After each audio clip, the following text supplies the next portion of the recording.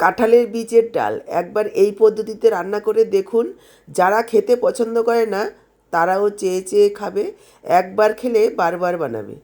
নমস্কার বন্ধুরা, কেমন আছেন সবাই? আহারে বাহার রান্নাঘরে আপনাদের সবাইকে স্বাগত জানাই। আজকে শেয়ার করছি কাঁঠালের দানা দিয়ে বা বীজ দিয়ে দুর্দান্ত স্বাদের একটা ডালের রেসিপি। এইভাবে একবার রান্না করে দেখুন। রান্নার পদ্ধতি একদমই সহজ। কাঁঠালের বীজের ডাল বানানোর জন্য প্রথমেই দেখুন আমাদের লাগছে কাঁঠালের বীজ। আমি এখানে 500 গ্রাম কাঁঠালের বীজ নিয়েছি। প্রথমেই বীজগুলোকে আমাদের পরিষ্কার করে কেটে নিতে হবে। তার জন্য দেখুন আমি জলের মধ্যে দিয়ে দিলাম। এখানে আমি একবার ধুয়ে দেখাচ্ছি, 2 থেকে 3 বার জল পাল্টে পাল্টে পরিষ্কার করে ধুয়ে নিতে হবে খোসা শুদ্ধই। দেখুন কাঁঠালের বীজগুলোকে আমি 2-3 বার জল পাল্টে পাল্টে ধুয়ে নিয়েছি। এবার সরাসরি নিয়ে নিচ্ছি প্রেসার কুকারে। দিয়ে দিচ্ছি 1 কাপ পরিমাণ জল, দিয়ে দিচ্ছি পরিমাণ মতো লবণ। এবার প্রেসারটাকে আটকে গ্যাসে বসিয়ে দেব আর 5টা সিটি মারবো মিডিয়াম ফ্লেমে। দেখুন 5টা সিটি পড়ার পর গ্যাসটাকে আমি অফ করে দিয়েছি। তারপর প্রেসারটা বের হওয়া পর্যন্ত অপেক্ষা করেছি। কাঁঠালের দানাগুলো খুব সুন্দরভাবে সেদ্ধ হয়ে গেছে। দেখুন একবার দেখিয়ে দিচ্ছি, একটু নরম করেই সেদ্ধ করবেন। এবার একটা ঝুড়িতে ঢেলে দেব, জলটা যাতে ঝরে যায়, আর একটু ঠান্ডা করে নেব। দর্শক বন্ধুরা, আজকের এই কাঁঠালের বীজের ডালের রেসিপিটা দেখে যদি আপনাদের ভালো লাগে একটা লাইক করে ভিডিওটাকে শেয়ার করে দেবেন। এইরকমই ঘরোয়া রেসিপিগুলো পাওয়ার জন্য চ্যানেলটাকে সাবস্ক্রাইব করে সাথেই থাকবেন।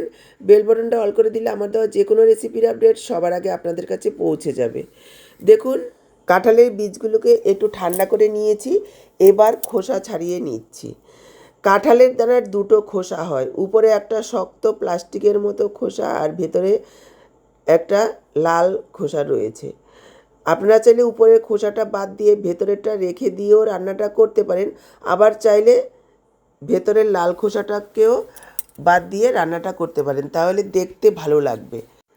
উপরের সাদা খোসাটা যতটা ছাড়ানো সহজ, ভেতরের লাল খোসাটা কিন্তু এমনি সময় ছাড়ানো খুবই কঠিন। কিন্তু যদি এইভাবে একটু প্রেসার কুকারে সেদ্ধ করে নেওয়া হয় বা কড়াতে সেদ্ধ করে নেওয়া হয়, তাহলে কিন্তু সাদা খোসাটা লাল খোসাটা দুটোই খুব সুন্দরভাবে উঠে যায়। দেখতেই পাচ্ছেন কোনো রকম ঝামেলা নেই। সেদ্ধ আলু যেভাবে ছোলা হয় ঠিক একইভাবে টান দিয়ে সমস্ত দানাগুলোকেই আমি খোসা ছাড়িয়ে নেব। দেখুন কাঁঠালের সমস্ত বীজগুলোকেই আমি এইভাবে ছাড়িয়ে নিয়েছি। এবার একটা ম্যাশার নিয়ে দানাগুলোকে একটু ম্যাশ করে নেব, তবে একেবারে মিহি করে ম্যাশ করব না বা বেটে নেব না, একটু যাতে দানা দানা থাকে, খাওয়ার সময় মুখে পড়ে সেভাবে ম্যাশ করে নেব। কাঁঠালের দানাগুলোকে একটু নরম করেই সেদ্ধ করবেন, না হলে কিন্তু ঠান্ডা হওয়ার সাথে সাথে কাঁঠালের দানা একটু শক্ত হতে থাকে। দেখুন কাঁঠালের দানাগুলোকে আমি ম্যাশ করে নিয়েছি। আর এদিকে গ্যাস অন করে কড়াই বসিয়ে দিয়েছি। কড়াতে দিয়ে দিচ্ছি সর্ষের তেল। সর্ষের তেল দেওয়ার আগে কড়াইটা খুব ভালোভাবে গরম করে নেবেন, তারপর তেল দেবেন। কড়াইটাকে যদি খুব ভালোভাবে গরম করে নেওয়া হয় তাহলে কাঁঠালের দানাগুলো ভাজার সময় কড়াতে আর লেগে যাবে না। তেল গরম হয়ে যাওয়ার পর দিয়ে দিলাম সেদ্ধ করে রাখা কাঁঠালের বীজ, দিয়ে দিচ্ছি পরিমাণ মতো লবণ, আর দিচ্ছি সামান্য একটু হলুদ গুঁড়ো। এবার 2-3 মিনিট সময় নিয়ে কাঁঠালের বীজগুলোকে একটু ভেজে নেব। এভাবে যদি একটু ভেজে নেওয়া হয় স্বাদ 10 গুণ বেড়ে যাবে। দেখুন প্রায় 2-3 মিনিট সময় নিয়ে লালচে করে কাঁঠালের দানাগুলোকে ভেজে নিয়েছি। এবার অন্য একটা পাত্রে ঢেলে রাখছি। রান্নার পদ্ধতি একদমই সহজ, কিন্তু খেতে অসাধারণ হয়। ভাত রুটি যা দিয়েই খাবেন না কেন ভীষণই ভালো লাগবে। যারা কোনো দিন খাননি কাঁঠালের দানা বা বীজ, একবার এইভাবে রান্না করে খেয়ে দেখবেন, একবার খেলে বারবার খেতে ইচ্ছে করবে। আর এরপর থেকে কাঁঠালের বীজ আর কোনো দিনই ফেলে দেবেন না। কড়াইতে দেখুন দিয়ে দিলাম একটু সর্ষের তেল, 2 চামচ গরম করে নিয়েছি। এবার দিয়ে দিলাম কেটে ধুয়ে রাখা চিংড়ি মাছ। চিংড়ি মাছের মধ্যে দিয়ে দিচ্ছি পরিমাণ মতো একটু লবণ, সামান্য একটু হলুদ গুঁড়ো। আজকে আমি চিংড়ি মাছ দিয়ে করছি। কেউ যদি সম্পূর্ণ নিরামিষভাবে দেখতে চান কমেন্টে জানাবেন, অবশ্যই করে দেখাবো। তবে নিরামিষভাবে কয়েকটা রেসিপি রয়েছে কাঁঠালের বীজের আমার এই আহারে বাহার রান্নাঘর চ্যানেলে। এবার দেখুন চিংড়ি মাছগুলোকে ভেজে নিচ্ছি, তবে খুব বেশি সময় ধরে বা কড়া করে ভাজবো না, হালকাই ভাজবো। 2 মিনিট এইভাবে একটু নাড়াচাড়া করে চিংড়ি মাছগুলোকে তুলে রাখছি। চিংড়ি মাছ খুব বেশি সময় ধরে ভাজলে শক্ত হয়ে যায়, স্বাদ নষ্ট হয়। দেখুন চিংড়ি মাছগুলোকে তুলে রাখলাম, আর ওই একই কড়াতে দিয়ে দিচ্ছি আরও একটু সর্ষের তেল। তেল গরম হয়ে যাওয়ার পর ফোড়নে দিয়ে দিচ্ছি 1/2 চা চামচ গোটা জিরা, 1 টুকরো দারচিনি, আর 3টে এলাচ, 4-5টা লং, একটা তেজপাতা।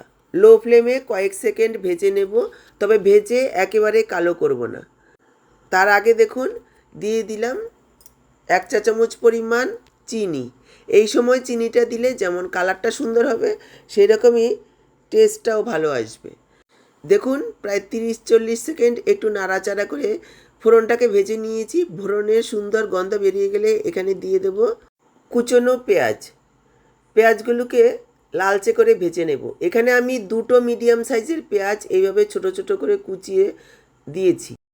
পেঁয়াজগুলোকেও দেখুন লাল করে ভেজে নিয়েছি। এবার আমি দিয়ে দিচ্ছি 1 টেবিল চামচ পরিমাণ আদা আর রসুনের পেস্ট। আদা রসুনের পেস্টটাকেও কাঁচা গন্ধ যাওয়া পর্যন্ত একটু ভেজে নেব। দেখুন আদা রসুনের পেস্টটাকেও কাঁচা গন্ধ যাওয়া পর্যন্ত প্রায় 1 মিনিট মতো ভেজে নিয়েছি। এবার আমি দিয়ে দেব কুচনো টমেটো। এখানে আমি একটা মিডিয়াম সাইজের টমেটো যোগ করেছি, এইভাবে ছোট ছোট করে কেটে। এবার টমেটোটাকেও আরও 1-1.5 মিনিট এভাবে একটু নাড়াচাড়া করে কষিয়ে নেব। দেখুন টমেটোটা দেওয়ার পর আরও 1-1.5 মিনিট এভাবে নাড়াচাড়া করে ভেজে নিয়েছি। এবার দিয়ে দেব কিছু গুঁড়ো মশলা।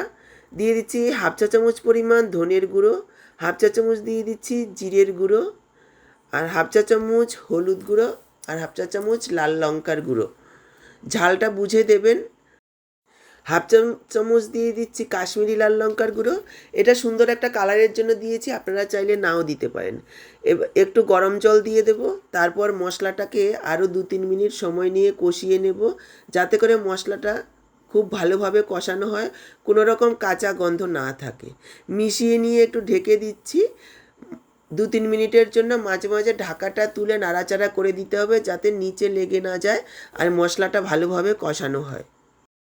দেখুন ঢেকে ঢেকে প্রায় 2-3 মিনিট মশলাটাকে কষিয়ে নিয়েছি। মশলা খুব সুন্দরভাবে কষানো হয়েছে, উপরে তেল ভেসে এসেছে। এবার আমি দিয়ে দেব ভেজে রাখা কাঁঠালের বীজ। এবার খুব ভালোভাবে মিশিয়ে নেব, আর আরও 2 মিনিট এভাবে একটু নাড়াচাড়া করে কষিয়ে নেব মশলার সাথে, কাঁঠালের বীজের সাথে। দেখুন আরও কিছুক্ষণ মশলার সাথে কাঁঠালের বীজ কষিয়ে নিয়েছি। এবার দিয়ে দেব জল। জলের পরিমাণ এখানে একটু বেশি দিতে হবে, কেননা কাঁঠালের বীজ কিন্তু ঠান্ডা হওয়ার সাথে সাথে অনেকটাই জল টেনে নেয়। আর অবশ্যই গরম জল দেওয়ার চেষ্টা করবেন, এতে স্বাদও ভালো হবে আর রান্নাটাও তাড়াতাড়ি হবে। আমি এখানে প্রায় 1.5 কাপ পরিমাণ জল দিয়ে মিশিয়ে নিলাম। এবার ঢাকা দিয়ে 2-3 মিনিট ফুটিয়ে রান্না করে নেব। দেখুন ঢেকে 2-3 মিনিট রান্না করে নিয়েছি। আমার মনে হচ্ছে লবণ একটু লাগবে, দিয়ে দিলাম স্বাদ অনুযায়ী লবণ। দিয়ে দিচ্ছি ভেজে রাখা চিংড়ি মাছ। আরও একবার মিশিয়ে নিয়ে আরও 2 মিনিট রান্না করব। 2 মিনিট রান্না করে নেওয়ার পর গ্যাসটাকে অফ করে দিয়ে দেব 1/2 চা চামচ গরম মশলার গুঁড়ো, আর 3-4টে চেরা কাঁচা লঙ্কা, একটু লেবুর রস। লেবুর রস দেওয়ার সময় অবশ্যই গ্যাস অফ করে তারপর দেবেন, এতে ফ্রেশনেসটাও বজায় থাকবে আর টেস্টটাও ভালো আসবে। আরও একবার খুব ভালোভাবে মিশিয়ে নিয়ে ঢেকে রেখে দেব 5 মিনিট, যাতে সব কিছু খুব সুন্দরভাবে মিশে যায়। 5 মিনিট পর দেখুন একদম তৈরি দারুণ স্বাদে কাঁঠালের বীজের ডাল। এইভাবে একবার চিংড়ি মাছ দিয়ে রান্না করে খেয়ে দেখুন, মাছ মাংসের প্রয়োজন পড়বে না। ভাত রুটি সব কিছুর সাথেই খেতে অসাধারণ লাগবে। তাহলে আজকের এই কাঁঠালের বীজের ডাল রেসিপিটা দেখে আপনাদের কেমন লাগলো কমেন্টে জানাবেন। ভালো লাগলে অবশ্যই একটা লাইক করে ভিডিওটাকে শেয়ার করে দেবেন, যাতে এই সহজ দারুণ টেস্টি রেসিপিগুলো সবাই দেখতে পায়। ইউটিউব থেকে যদি নতুন দেখছেন চ্যানেলটাকে সাবস্ক্রাইব করে সাথেই থাকবেন। আজকে এই পর্যন্ত, আবার দেখা হবে নতুন কোনো রেসিপির সাথে। সবাই ভালো থাকুন, সুস্থ থাকুন।